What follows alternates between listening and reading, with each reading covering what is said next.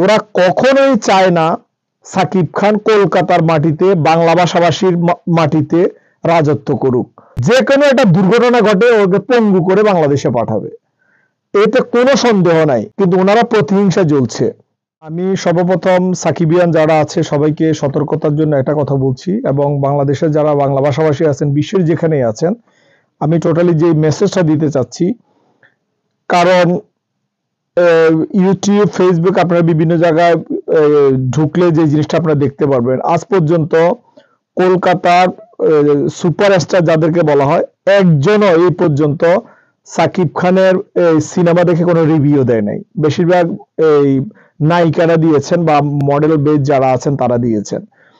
কারণ জিৎ, দেব বা এই লেভেলের যারা আছে, ওরা কখনোই চায় না সাকিব খান কলকাতার মাটিতে বাংলা ভাষাভাষীর মাটিতে রাজত্ব করুক।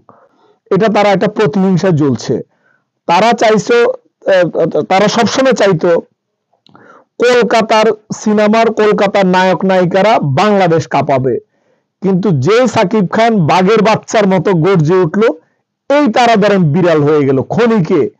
এখন যেটা আমি আশঙ্কা প্রকাশ করছি, এখন কলকাতার সাথে দেখবেন যে যৌথ প্রযোজনায় কিছু ছবি করাবে, করে এমন একটা জায়গায় সাকিব খানকে এমন এক কিছু রোলে প্লে করতে দিবে, হয়তো ওকে গাড়ি অ্যাক্সিডেন্ট করাবে, নাহলে উপর থেকে ফেলে দিবে, যে কোনো একটা দুর্ঘটনা ঘটে ওকে পঙ্গু করে বাংলাদেশে পাঠাবে, এতে কোনো সন্দেহ নাই।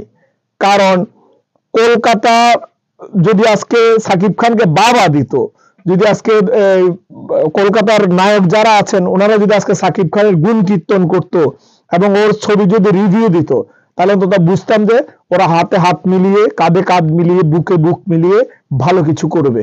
কিন্তু ওনারা প্রতিহিংসা জ্বলছে। এই জন্য সাকিব ভাইকে বলবো, বিশেষ করে be careful to another country.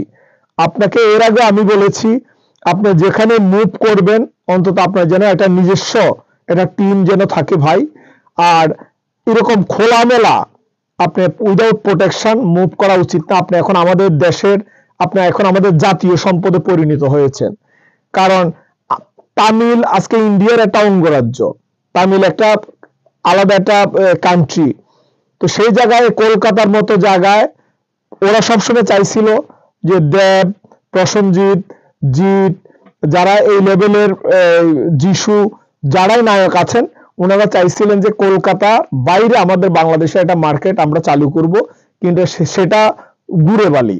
এখন সাকিব ভাই যেহেতু আমাদের বাংলা সিনেমাটাকে ওয়ার্ল্ড ওয়াইডলি, ইন্টারন্যাশনালি মুভিং করে ফেলছে আল্লাহ রহমতে, যত সাকিবিয়ান আছে তোমাদের কাছে আমাদের অনুরোধ, সাকিব ভাইকে যে করে হোক আমরা যেন যেখানে যাই, তোমরা যেন অন্তত গিয়ে হলে প্রোডাকশন দাও, এটা হচ্ছে আমারে। কারণ সাকিব ভাই এখন আমাদের জাতীয় সম্পদে পরিণত হয়েছে। সাকিব ভাইকে দিয়ে হয়তো আমার এই বাংলাদেশ বিশ্বের দরবারে বাংলা সিনেমাকে তুলে আনবে, এটা আমার একটা দৃঢ় বিশ্বাস।